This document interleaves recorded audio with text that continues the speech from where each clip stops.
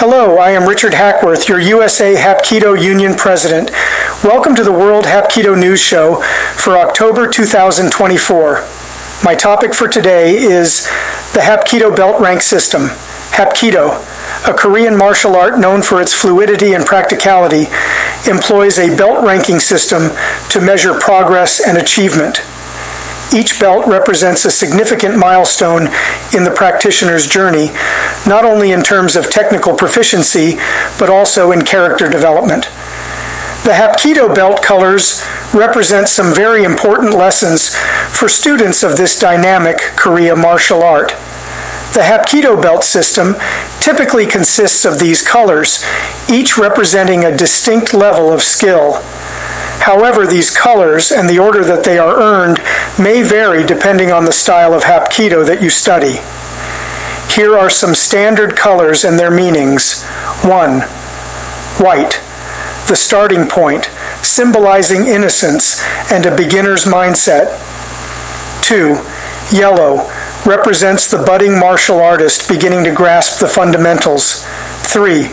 Green, symbolizes the growth of technical proficiency and a developing understanding of the art. 4. Blue, indicates a solid foundation in Hapkido with a focus on refining techniques. 5. Red, represents a high level of skill and knowledge approaching mastery. 6. Purple, symbolizes advanced proficiency and a deep understanding of Hapkido principles. 7. Brown, indicates a near mastery level with a strong emphasis on teaching and leadership. 8. Black, first degree. The first black belt signifies the attainment of a high level of proficiency and the beginning of a journey toward true mastery. 9. Higher Dan, second degree and above. Subsequent black belts represent increasing levels of mastery, expertise, and leadership. There are many lessons learned through the ranks. Here we will discuss a few of the most common ones. Beyond the technical skills acquired, the Hapkido belt system teaches valuable life lessons. Discipline, the consistent practice and dedication required to advance through the ranks, instill discipline and self-control. Patience, mastery takes time and effort. Patience is essential for overcoming challenges and maintaining progress. Perseverance. Hapkido training can be physically and mentally demanding. Perseverance is crucial for staying committed to the journey. Humility. Even the highest ranking practitioners should remain humble, recognizing that there is always more to learn. Respect. Respect for oneself, one's training partners, and the art itself is a fundamental principle of Hapkido. Leadership. Higher ranking practitioners often take on leadership roles, teaching others and guiding the development of the martial arts community. Self-improvement. The belt system provides a framework for continuous self-improvement and personal growth. The Hapkido belt system is not merely a symbol of achievement, it is a reflection of the journey of personal and martial development. Each belt earned represents a milestone in the practitioner's evolution, both physically and spiritually. As practitioners progress through the ranks, they not only refine their technical skills, but also cultivate the character traits that make them true martial artists. Note, until 1980, there were only 5 color ranks before the rank of black belt. In order to improve and raise the standards, more information and skills were added to the requirements to become recognized as a legitimate field of endeavor and become a part of the university system. This is a historic event because it elevated Hapkido from a mere system of fighting to that of an actual martial art, with a philosophy of self-improvement and a code of ethics for its followers. The new higher standards now require 9 color belt levels before achieving black belt level. Schools that do not have the 9-rank system below black belt are unrecognized, and their ranks are considered invalid or honorary, depending on the situation. I personally invite you to check out our daily posts and content at facebook.com/usahapkidunian. Thank you for watching today's show. Remember to like, comment, and subscribe to our channel. We will be right back after these words from our sponsors.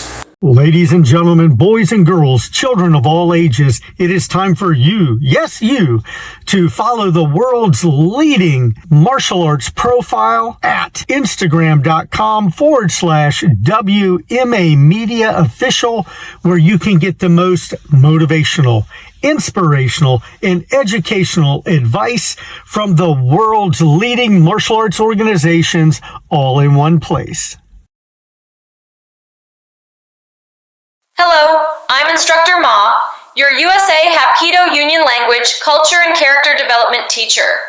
This segment is sponsored by the Facebook group at facebook.com/groups/martialartslifestyle365. Today's video is sponsored by usahapkidounion.org. Today, I want to share with you the importance of Hapkido's foundations, history, philosophy, and etiquette. As a Hapkido instructor, I believe it is essential for students to delve deeply into the history, philosophy, and etiquette of the art, as taught by its one and only founder, Dojunim Choi Young-sul. These foundational elements provide a rich context for understanding Hapkido's principles and practices, fostering a more meaningful and fulfilling training experience. The historical roots of Dojunim Choi Young-sul's Hapkido understanding. Hapkido's historical roots is crucial for appreciating its development and evolution. By studying the life of its founder and the cultural and social factors that influenced its creation, students gain a deeper appreciation for the art's significance. This knowledge can also inspire a sense of connection to Hapkido's heritage and a commitment to preserving its traditions. Dojunim Choi Young-sul practiced philosophy as the guiding principles of Hapkido. Hapkido is rooted in a unique philosophy that emphasizes balance, harmony, and self-defense. By studying these principles, students gain a deeper understanding of the art's underlying purpose and values. This knowledge can help them apply Hapkido techniques with greater intention and effectiveness, while also cultivating a sense of mindfulness and self-awareness. Dojunim Choi Young-sul taught that etiquette is the way of the martial artist. Without it, what we do is only fighting. Hapkido etiquette is a vital component of the art, reflecting the values of respect, humility, and discipline. By learning and practicing proper etiquette, students develop a sense of professionalism and respect for their training partners and instructors. This also helps to create a positive and supportive training environment. The connection between principles, strategies, tactics, and practice. While physical training is essential for mastering Hapkido techniques, a deep understanding of the art's history, philosophy, and etiquette provides a valuable context for applying these skills effectively. By studying these foundational elements, students gain a more comprehensive and meaningful understanding of Hapkido, enabling them to train with greater purpose and enjoyment. I am sure that we can all see and agree that studying the history, philosophy, and etiquette of Hapkido, as taught by Dojunim Choi Young-sul, is an essential part of a complete Hapkido education. By delving into these foundational elements, students can deepen their understanding of the art, cultivate a stronger sense of connection to its traditions, and develop the character traits necessary for a truly fulfilling martial arts journey. Thank you for watching today's show. Remember to like, comment, and subscribe to our channel. We will be right back after these words from our sponsors. Martial Arts Lifestyle 365, the world's leading martial arts resource. Hello, this is Dr. Ronald Stone. Again, talking to you about some thoughts on the martial arts. For those of you who don't know me, I'm an 8th Dan in Hapkido. I also hold a master status in Judo, and I'm a black belt, a second-degree black belt in Kuki Taekwondo. But for the last 2 decades, I've been doing primarily just Hapkido. There are some things that I noticed on conversations on the internet and talking with other martial artists, and some misimpressions I want to kind of clear up. The most common misconception we have is that all martial artists need to look like a 37-year-old steroid-induced Bruce Lee who, uses camera angles to make everything look better. And I'm not doubting Bruce Lee's athletic abilities, but Bruce Lee died in his 30s, and you can't compare somebody who's been doing the martial arts for 50 years to the physique of a 30-year-old who abuses steroids. I know you all don't want to hear that, but that's unfortunately a fact of life. The misconception is that speed and strength and flexibility, which although they are good attributes, it's certainly a very important one, those are not the prime ingredients to martial arts. They're not a sign of knowledge. Having excellent athletic ability and physical attributes doesn't make you knowledgeable.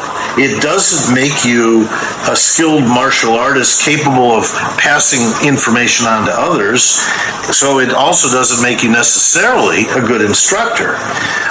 If the martial arts were all about the fastest and the strongest and the most flexible, then everybody would start out as a 9th degree black belt, and as they got older, they would decrease in rank, so that by the time they were elderly, they would be back to a white belt. It doesn't work that way. You may not necessarily maintain the same level of flexibility in your 60s, 70s, and 80s and 90s as you did in your teens and your 20s. I can guarantee you from the standpoint of a 72-year-old that's the case. As much as the mind says, I'm still young at heart, and whatever, your body goes, yeah, you're young at heart, that's about it.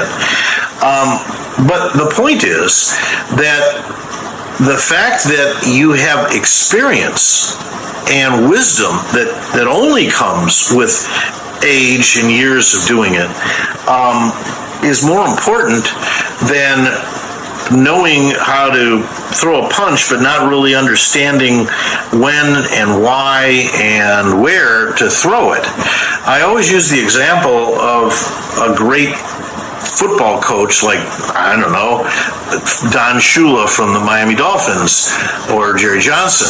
And, Shula in his later years couldn't run as fast as his, running backs or his quarterback, but nobody would ever say Don Shula wasn't a good football player or didn't know anything about football. He played as a younger man, but when he was older, he was a coach.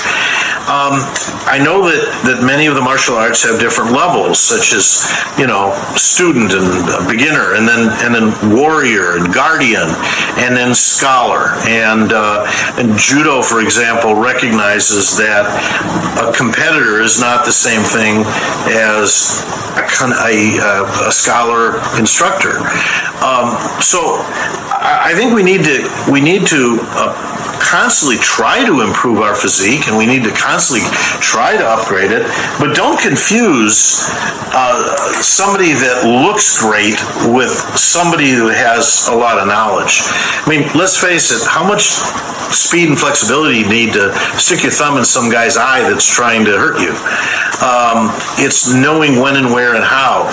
Wisdom and knowledge are very important tools, and if you can combine those with speed and flexibility and and strength, great.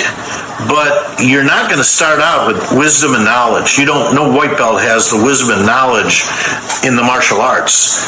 So if it was all about speed and everything else, I once saw a ballet student to learn a Taekwondo Pumse. And my instructor said he never saw anybody in his life do one as well as she did it. And she'd only practiced it maybe 2 or 3 times. But then he turned her and said, but you got to understand, this is worthless. And she looked at him and said, well, I did every move that you showed me perfectly. And he goes, yeah, but no strength and no knowledge of why to do it. You know, just the fact that you were flexible as a ballerina and you knew where to put your hands and your feet didn't make you a Taekwondo fighter. And I think that was a good illustration of our point here. There's a reason that in the martial arts, they have age requirements for belt ranking. And it's not a political thing, and it's not a paid political announcement.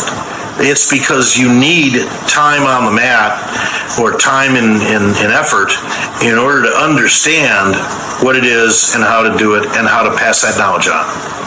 Just a thought. Thank you.